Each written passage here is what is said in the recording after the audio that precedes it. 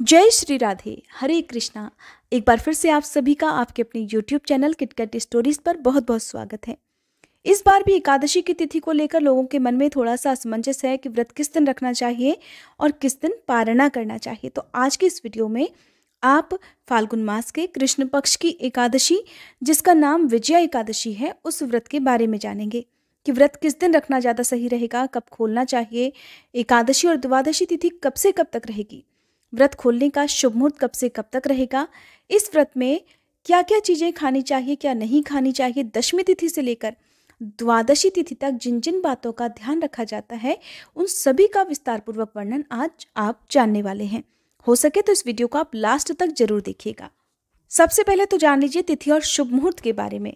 तो इस बार विजया एकादशी का व्रत रखा जाएगा 16 फरवरी गुरुवार के दिन, और दशमी तिथि का पालन एक दिन पहले यानी 15 फरवरी बुधवार को किया जाएगा। एकादशी तिथि प्रारंभ होगी 16 फरवरी गुरुवार को सुबह 5:33 से, जिसकी समाप्ति होगी 17 फरवरी शुक्रवार को तड़के 2:49 तक।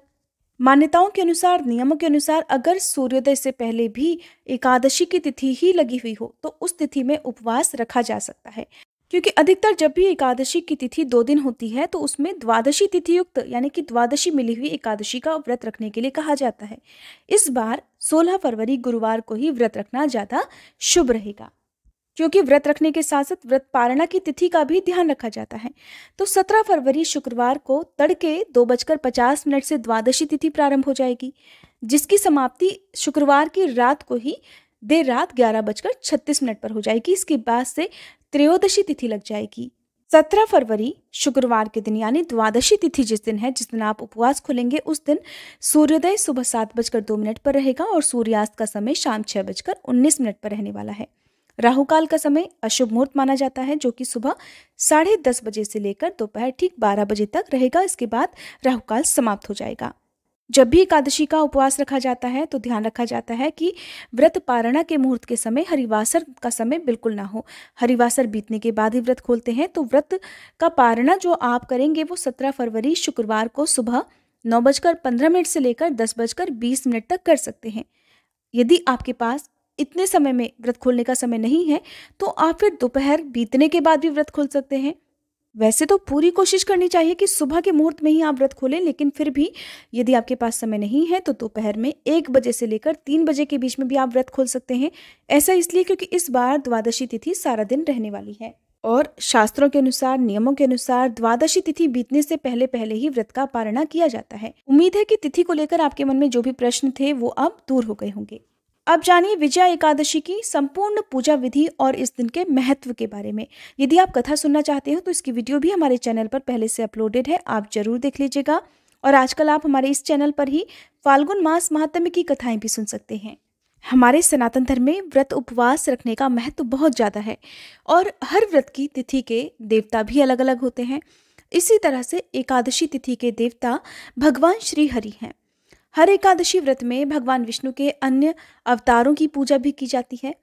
इसके अलावा जो लोग एकादशी का व्रत रखते हैं उनके लिए सबसे ज़्यादा जरूरी ये जानना है कि एकादशी व्रत के सबसे जरूरी और अनिवार्य नियम कौन कौन से हैं, जिनका पालन हर व्रती को जरूर करना चाहिए। क्योंकि एकादशी व्रत जहाँ भक्तों के अगले पिछले सभी जन्मों के पापों का नाश करता है, वहीं अंत में भव सागर के बंधन से भी मुक्ति दिलाने वाला होता है। अर्थात जिस भी भक्त ने अपने पूरे जीवन में एक बार भी एकादशी के व्रत रखे हों, ऐसे भक्त को अंत में भगवान श्री हरि के श्री चरणों में स्थान मिल जाता है। उसे बार बार इस जीवन मरण के चक्कर में नहीं बंधना पड़ता। अक्सर लोग एकादशी व्रत के नियमों के बारे में पूरी तरह से नहीं जानते हैं, जैसे कि इस व्रत से एक दिन पहले दशमी तिथि से कौन कौन से नियमों का पालन किया जाता है और द्वादशी तिथि तक इन बातों का ध्यान रखना चाहिए। कई बार लोग एकादशी व्रत के दिन खाने पीने की वस्तुओं के बारे में पूछते हैं। तो देखिए, एकादशी का व्रत एक ऐसा व्रत है जो कि पूरे 3 दिन तक हमें पालन करना होता है। इसीलिए इस व्रत को बहुत कठिन माना जाता है। सभी व्रतों में श्रेष्ठ और सभी व्रतों का राजा एकादशी व्रत को कहा गया है। जहाँ एक और इस व्रत को करने से सभी पुण्य फलों की प्राप्ति होती है, वहीं यदि इस व्रत को निष्ठापूर्वक नियमों के अनुसार ना रखा जाए तो फिर उससे पुण्य भी अधूरे ही रहते हैं। सबसे पहला जो नियम है वो है कि एकादशी के दिन अन्न का और नमक का पूरी तरह से त्याग किया जाता है। इसलिए जो लोग इन बातों का ध्यान रख पाए उन्हें तो एकादशी का व्रत रखना चाहिए।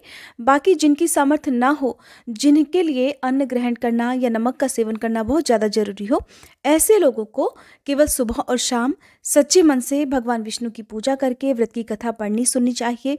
अपनी सामर्थ्य के अनुसार द्वादशी तिथि को दान दक्षिणा देनी चाहिए और इसका भी पुण्य हमारे धर्म में बहुत ज़्यादा बताया गया है। दशमी तिथि से किन किन बातों का ध्यान रखना होता है, तो देखिए दशमी तिथि के दिन जो भी व्रती होते हैं या जिनके भी घर में एकादशी व्रत के नियमों का पालन किया जाता है, उन लोगों को दशमी तिथि के दिन लहसुन प्याज या किसी भी तरह के मांस मदिरा आदि का या मसूर की दाल का सेवन नहीं करना चाहिए।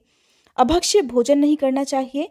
दशमी तिथि के सूर्यास्त के बाद अन्न ग्रहण करने की मनाही की गई है यदि आपको अगले दिन उपवास रखना है।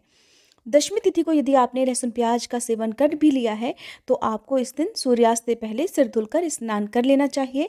महिलाओं के लिए, कन्याओं के लिए एकादशी के दिन सर से स्नान करना वर्जित माना गया है, इसलिए एकादशी के दिन भूल कर भी आप सर ना धुलें। इस दिन व्रत करने वाले सभी गृहस्थ जनों को पूर्णतः ब्रह्मचर्य का पालन करना चाहिए। किसी के प्रति भी बुराई, निंदा या ईर्ष्या का भाव यदि मन में आता है तो उससे भी व्रत अधूरा ही रहता है। जितना हो सके अपने मन को शांत रखें, मौन रहें, मन में लगातार भगवान का भजन कीर्तन करते रहें और यदि संभव ना हो तो रात्रि जागरण करना अनिवार्य भी नहीं है। जितनी देर भी आपके लिए संभव हो उतनी देर तक आप जागरण कर सकते हैं। हमारे सनातन धर्म में एकादशी व्रत की महत्ता को इस बात से समझा जा सकता है कि पुरातन समय में जब भी एकादशी की तिथि आती थी तो उस दिन अवकाश घोषित कर दिया जाता था। यहाँ तक कि राजा लोग अपने राज्य में घोषणा भी कर देते थे कि आज के दिन कोई भी अपने घर में अन्न का सेवन ना करे, कोई भोजन ना पकाए, केवल फलाहार ही ग्रहण करे, जिसका पुण्य समस्त राज्यवासियों के साथ ही राजा को भी प्राप्त होता था। इसलिए एकादशी के दिन अन्न का त्याग तो करना ही चाहिए और एकादशी के दिन यदि संभव हो तो झाड़ू का प्रयोग ना करके अपने घर को झाड़ने पोंछने के लिए आप कपड़े का प्रयोग कर सकते हैं। इस दिन घर के जाले आदि साफ नहीं करने चाहिए, क्योंकि इस दिन यदि एक छोटे से जीव की हत्या भी हो जाती है तो उसका भी बड़ा भारी पाप व्रती को लग सकता है। एकादशी का व्रत करने वाले भक्तों को इस दिन सभी प्रकार की कृत्रिम चीजों से दूर रहना चाहिए, जैसे कि सुबह पेस्ट करते समय, दांत साफ करते समय आप टूथपेस्ट आदि का या उस ब्रश का यूज ना करें जिससे आप डेली ब्रश करते हैं। इस दिन अगर संभव हो तो 10-12 बार पानी से आप कुल्ला करके मुंह साफ कर सकते हैं और नहीं तो आप आम या फिर नीम के पत्ते चबाकर उससे भी अपना मुंह साफ कर सकते हैं। सुबह जल्दी उठना चाहिए। देर तक सोने से भी पुण्य अधूरा रहता है।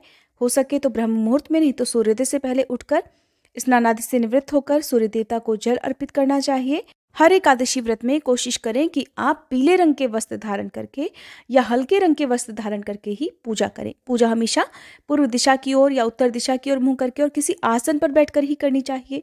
वैसे तो हर बार की पूजा आप अपने मंदिर में कर सकते हैं, लेकिन जो एकादशी की पूजा है उसे आपको अलग से एक चौकी स्थापित करके उसमें भगवान विष्णु की, माँ लक्ष्मी जी की जो भी प्रतिमा या तस्वीर आपके पास हो, यदि भगवान विष्णु या लक्ष्मी जी की तस्वीर प्रतिमा नहीं होती है तो कृष्ण भगवान की प्रतिमा या तस्वीर की पूजा भी आप कर सकते हैं, तो अलग से एक चौकी पर स्थापित करना चाहिए।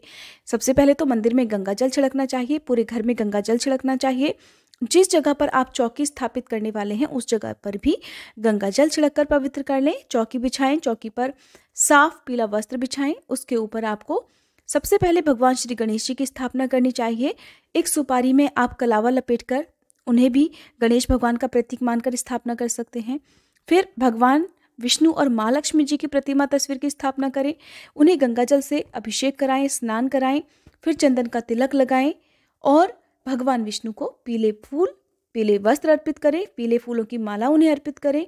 माँ लक्ष्मी जी की पूजा साथ में जरूर करें। ऐसा करने से घर में सुख, समृद्धि, धन धान्य में वृद्धि होती है। माँ लक्ष्मी जी को चंदन का तिलक नहीं लगाया जाता है, उन्हें रोली या फिर कुमकुम आप लगाएं और उन्हें लाल या जो भी मौसमी पुष्प आजकल आते हैं वो आप उन्हें अर्पित कर सकते हैं। धूप दीप जलाएं और भगवान के सामने इस प्रकार संकल्प लें कि हे प्रभु, हे श्री हरि, आपको मेरा बारंबार प्रणाम है। आज मैं एकादशी व्रत, जो भी पक्ष की, जिस भी मास की जो भी एकादशी है उसका नाम लेते हुए आपको संकल्प लेना है कि आज मैं इस एकादशी का व्रत पूर्ण श्रद्धा और भक्तिभाव से करने जा रही हूँ। हे श्री हरि, आज मैं किसी भी चोर, पाखंडी और दुराचारी मनुष्य से बात नहीं करूँगी, ना ही किसी का दिल दुखाऊंगी और रात को जितनी देर तक भी मेरे लिए संभव होगा उतनी देर तक जागरण करके भजन कीर्तन करूंगी। हे श्री हरि, मेरे द्वारा किए गए इस उपवास को आप जरूर स्वीकार कीजिएगा। मेरी जो भी मनोकामना है, मुझे विश्वास है कि आपकी कृपा से शीघ्र पूर्ण होगी। संकल्पित जल को, जो कि आपने प्रण लेते समय, संकल्प लेते समय हाथ में रखा है, भगवान के चरणों में अर्पित कर देना चाहिए। फिर भगवान श्री कृष्ण के और भगवान विष्णु के मंत्रों का जाप करते हुए, जैसे कि ओम श्री कृष्णाय नमः या हरे कृष्णा, या फिर ओम नमो भगवते वासुदेवाय, ओम श्री विष्णवे नमः, इन मंत्रों का जाप करते हुए आप एक एक पुष्प सामग्री, एक एक पूजन सामग्री जो भी है, जैसे कि धूप, दीप, नैवेद्य आदि, वो आप भगवान को अर्पित करते रहें। पूजा करते समय ध्यान इधर उधर नहीं जाना चाहिए। आप बिल्कुल शांत मन से व्रत की कथा पढ़ें या सुने। सबसे अंत में आप भगवान की आरती करें। आरती कपूर जलाकर करनी चाहिए। दीपक यदि घी का जला सके तो बहुत अच्छी बात है। जिनकी सामर्थ्य ना हो वो तिल के तेल का दीपक भी इस दिन जला सकते हैं। ध्यान रखें कि आपको भोग में तुलसी दल जरूर अर्पित करनी है। एक दिन पहले ही तुलसी दल तोड़कर रख लिए जाते हैं। कई बार ऐसा होता है कि एक दिन पहले रविवार है या कोई ऐसी तिथि पड़ जाती है जिसमें तुलसी दल तोड़ना वर्जित माना जाता है, तो आप उससे भी 2-3 दिन पहले तुलसी दल तोड़ सकते हैं, क्योंकि तुलसी दल एक हफ्ते तक बासी नहीं माने जाते हैं। उन्हीं को आप बार बार भगवान विष्णु की पूजा में प्रयोग कर सकते हैं। इस दिन अक्षत का या चावल का प्रयोग नहीं किया जाता है, तो भूले से भी आप जब भगवान को तिलक लगाते हैं या दीप जलाते हैं तो नीचे चावल किसी भी तरह से, अक्षत किसी तरह से प्रयोग ना करें। भगवान को अक्षत ना लगाएं, केवल चंदन का तिलक लगाएं। भोग में आप भगवान को क्या क्या अर्पित कर सकते हैं, तो सबसे पहले भोग आपको तुलसी दल और जल का भगवान को लगाना होता है। केवल भगवान विष्णु को तुलसी दल या भगवान श्री कृष्ण को तुलसी दल या तुलसी जी की मंजरी अर्पित की जाती है। माँ लक्ष्मी जी को कभी भी तुलसी दल अर्पित नहीं किए जाते हैं, तो आप इस बात का ध्यान रखें। इसके अलावा जैसी आपकी सामर्थ्य हो, मौसमी फल, ड्राई फ्रूट्स का आप भोग भगवान को लगा सकते हैं। जो भी भोग आपने लगाया है उसे पूजा करने के और आरती करने के तुरंत बाद ही हटा लेना चाहिए। भोग को दिन भर के लिए या बहुत ज़्यादा देर तक के लिए मंदिर में नहीं छोड़ना चाहिए। उस भोग प्रसाद को आप सभी परिवारजनों में जरूर बांटें। व्रती जो होते हैं उन्हें इस प्रसाद को दिन में ग्रहण नहीं करना चाहिए। जैसे कि जो भी मौसमी फल हैं या ड्राई फ्रूट्स आपने भगवान को अर्पित किए हैं, वो शाम की पूजा करके आप प्रसाद रूप में ग्रहण कर सकते हैं और अगले दिन भी उनका सेवन आप कर सकते हैं। ये तो हुई सुबह की पूजा की बात। अब दिन भर आपको उपवास रखना है। एकादशी का जो व्रत होता है वो 2 तरह से रखा जाता है। जिनकी सामर्थ्य है वो इस व्रत को निर्जल और निराहार रहकर, यानी कि बिल्कुल ना तो फल ग्रहण करेंगे, ना ड्राई फ्रूट्स, ना जूस, उस तरह से रखते हैं। लेकिन सबके लिए इस तरह से व्रत रखना थोड़ा मुश्किल हो जाता है। ऐसे में आप जिस भी तरह का व्रत रखना चाहते हो, जैसे कि फलाहार ग्रहण करके जल के साथ, उस प्रकार का संकल्प आप सुबह के समय जरूर ले लें। फिर दिन में उसी व्रत का पालन कर सकते हैं। निर्जला एकादशी को छोड़कर बाकी किसी भी व्रत में आप भरपूर मात्रा में जल का सेवन कर सकते हैं। इस दिन शहद का प्रयोग व्रती को नहीं करना चाहिए। दिन भर उपवास रखें और अगर आपके घर पर कोई भी भिक्षुक आता है, कोई भी याचक जरूरतमंद आता है, तो कोशिश करें कि उन्हें आप इस दिन धन का या वस्त्रों का दान दे सकते हैं, मौसमी फलों का दान दे सकते हैं। इस दिन आप अन्न का दान करने से बचें। द्वादशी तिथि को आप भरपूर मात्रा में, जैसी आपकी सामर्थ्य है उसके अनुसार, पका हुआ भोजन या फिर भोजन बनाने का जो भी राशन है, अनाज है, वो आप दान में दे सकते हैं। शाम की पूजा आप समय अनुसार कर लें। सूर्यास्त के बाद आप पूजा करें। हो सके तो स्नान करके पूजा करें, नहीं तो केवल मुंह हाथ धोकर पूजा कर सकते हैं। पूजा करने के बाद भी भगवान को भोग लगाया जाता है। भोग आप सुबह और शाम दोनों ही समय लगाएं। यदि समय हो तो शाम को भी व्रत की कथा पढ़नी या सुननी चाहिए। शाम के समय तुलसी जी के पौधे में दीपक जरूर जलाना चाहिए। एकादशी के दिन तुलसी जी के पौधे में जल अर्पित नहीं किया जाता है, लेकिन दीप जरूर जलाया जाता है। अगर आपके पास सुबह बहुत ज़्यादा समय है, पर्याप्त समय है, तो आप सुबह के समय श्री विष्णु चालीसा, श्री विष्णु सहस्त्र नाम का पाठ पढ़ या सुन सकते हैं। इस दिन व्रती को दूसरे के घर का जल भी ग्रहण नहीं करना चाहिए, केवल अपने ही घर का जल आपको ग्रहण करना चाहिए। शाम की पूजा के सबसे अंत में एक बार क्षमा याचना जरूर करनी चाहिए, ताकि दिन भर में यदि आपसे कोई भी गलती, कोई अपराध हुआ हो तो उसके लिए श्रीहरि आपको क्षमा कर सके। अगले दिन सुबह शुभ मुहूर्त से पहले उठकर आपको स्नान आदि से निवृत्त होना है, फिर से पूजा करनी है। और जिस तरह से एकादशी व्रत बहुत खास होता है, बहुत ज़्यादा हम बातों का ध्यान रखते हैं, उतना ही ध्यान द्वादशी तिथि को भी रखना होता है, खासकर सुबह को व्रत खोलते समय। तो व्रत खोलने का जो भी शुभ मुहूर्त आपको जिस भी वीडियो में बताया जाता है, उस शुभ मुहूर्त के अंदर अंदर आपको व्रत खोलना चाहिए। मुहूर्त बीत जाने के बाद यदि व्रत खोला जाता है या मुहूर्त से पहले व्रत खोला जाता है तो उसका भी दोष लगता है। इसीलिए कहते हैं कि द्वादशी तिथि तक एकादशी व्रत के नियमों का पालन करना चाहिए। यदि गुरुवार के दिन एकादशी का व्रत पड़ता है तो ये और भी शुभ फल देने वाला माना गया है। इस दिन आप भगवान विष्णु की पूजा के साथ ही केले के वृक्ष का पूजन भी करें। केले के वृक्ष की जड़ में आप गुड़ और जल मिलाकर अर्पित करें, धूप दीप जलाएं, क्योंकि केले के वृक्ष में साक्षात श्री विष्णु का वास माना जाता है। वहीं पर बैठकर आप व्रत की कथा पढ़ सुन सकते हैं, या आप श्री विष्णु चालीसा का पाठ या किसी भी मंत्र का जाप यदि केले के वृक्ष के नीचे करते हैं तो उस किए गए जाप का बहुत ज़्यादा पुण्य प्राप्त होता है। जो मनोकामना है वो शीघ्र से शीघ्र पूर्ण भी हो सकती है। एकादशी की शाम को आप कोई भी मौसमी फलों का सेवन कर सकते हैं यदि आपने फलाहार का संकल्प लिया है, लेकिन तुलसी दल का सेवन आपको एकादशी के दिन भूले से भी नहीं करना चाहिए। ऐसा करने से व्रत टूट जाता है, खंडित हो जाता है। और द्वादशी तिथि को तुलसी दल का, तुलसी जी के पत्ते का सेवन आपको जरूर करना चाहिए। इसी से व्रत का पारणा पूर्ण होता है, यानी एकादशी व्रत पूर्ण माना जाता है। द्वादशी तिथि को सुबह आप पूजा करें। पूजा करते समय भगवान श्री हरि से प्रार्थना करें कि हे श्री हरि, आज मैं अपनी सामर्थ्य के अनुसार जिस भी वस्तु का दान करूं उसे आप सहर्ष स्वीकार करके मेरी मनोकामना पूर्ण कीजिएगा। मेरे द्वारा किए गए एकादशी व्रत को सफल बनाइएगा।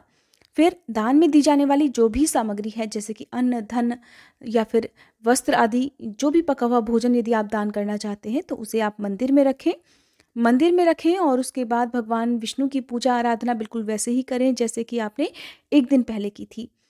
पूजा करने के बाद सबसे अंत में आरती करें। भगवान को तुलसी पत्र का भोग जरूर लगाएं। तुलसी जी के पत्ते यानी कि आपको भोग में जरूर लगाने हैं। इस दिन आप पंचामृत का भोग भी भगवान को लगा सकते हैं, मौसमी फलों का भोग लगा सकते हैं। यदि आपने भोजन बना रखा है तो वो भोजन शुद्ध सात्विक होना चाहिए, जैसे कि मौसमी सब्जियां आजकल जो भी आती हैं उन्हें दाल रोटी के साथ में या केवल चावल के साथ में भी आप भगवान को भोग लगा सकते हैं। वैष्णव संप्रदाय में चावल ग्रहण करके ही व्रत का पारणा किया जाता है। मीठे चावल या दही और चावल और तुलसी पत्र के साथ जल ग्रहण करके व्रत का पारणा किया जाता है, लेकिन सभी लोग ऐसा करें ये आपकी इच्छा है। यदि आप चाहते हो तो आप भी ऐसा कर सकते हैं, नहीं तो केवल तुलसी पत्र और जल ग्रहण करके भी आप अपना व्रत खोल सकते हैं। तुलसी पत्र यदि मुंह के अंदर चले गए तो इसका मतलब यह है कि आपने व्रत का पारणा कर लिया। व्रत का पारणा करने से पहले आपको क्या काम करना है कि जो दान की सामग्री है वो किसी योग्य जरूरतमंद व्यक्ति को आप दान में दे दें। धार्मिक पुस्तकों का दान कर सकते हैं। पुराने वस्त्रों का दान पारणा करने से पहले नहीं दिया जाता है। सामर्थ्य हो तो नए वस्त्रों का दान करें। कुछ भी सामर्थ्य नहीं है तो कम से कम 11 रुपये भी आप किसी को दान में दे सकते हैं। इतना भी नहीं है, गौ माता को आप गुड़ रोटी, चने की दाल, हरा चारा, पालक आदि खिला सकते हैं। छत पर चिड़ियों के लिए दाना पानी रख सकते हैं। कुत्ते को, मछलियों को भोजन चारा जो भी दिया जाता है वो आप दे सकते हैं। कई बार लोग ये भी कहते हैं कि हमारे पास इतना सारा धन नहीं है कि हम दान दें, या हमारी सामर्थ्य नहीं है कि हम कुछ भी दान दें। तो देखिए, जब हम अपनी सामर्थ्य से कहीं ज़्यादा, कहीं परे जाकर भगवान के लिए कुछ करते हैं, उन्हें प्रसन्न करने के लिए कुछ करते हैं, तो यकीन मानिए कि एक दिन हमारी झोली में भगवान इतना कुछ दे देते हैं कि हमारी सारी परेशानियां, हमारे सारे दुख, हमारी सारी जो गरीबी है, जो भी अभाव है, वो दूर हो जाते हैं। इसलिए कभी ये ना सोचे कि हमारे पास दान करने के लिए कुछ भी नहीं है। और अगर सच में ऐसा है कि आपके पास सच में कुछ नहीं है तो आप इस दिन सेवा दान कर सकते हैं। आसपास मंदिर में जाकर साफ सफाई में सहयोग कर सकते हैं और वहाँ पर जाकर आप दीपक भी जला सकते हैं, दीपदान भी कर सकते हैं।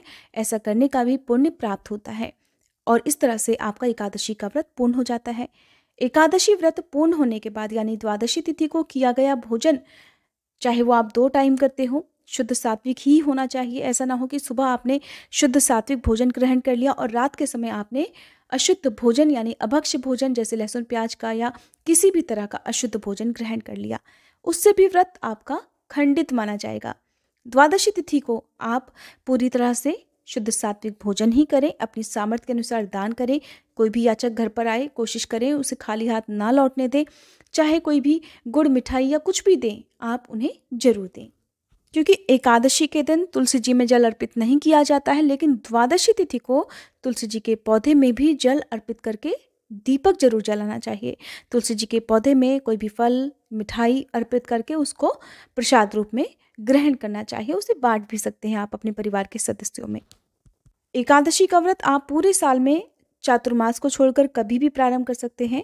दोनों पक्षों की यानी कृष्ण पक्ष, शुक्ल पक्ष की एकादशी बहुत ही खास होती हैं। ऐसा नहीं है कि कृष्ण पक्ष की एकादशी खास नहीं होती। शास्त्रों में दोनों ही पक्षों की एकादशी व्रत का महात्म्य बहुत ज़्यादा बताया गया है। आप चाहें पूरे जीवन भर के लिए संकल्प ले सकते हैं या फिर आप जितनी भी एकादशी का चाहें उतने भी एकादशी व्रत कर सकते हैं। उम्मीद है आज की ये जानकारी आपको पसंद आई होगी। वीडियो अगर अच्छी लगी हो तो प्लीज़ वीडियो को लाइक करके चैनल को सब्सक्राइब करना मत भूलिएगा।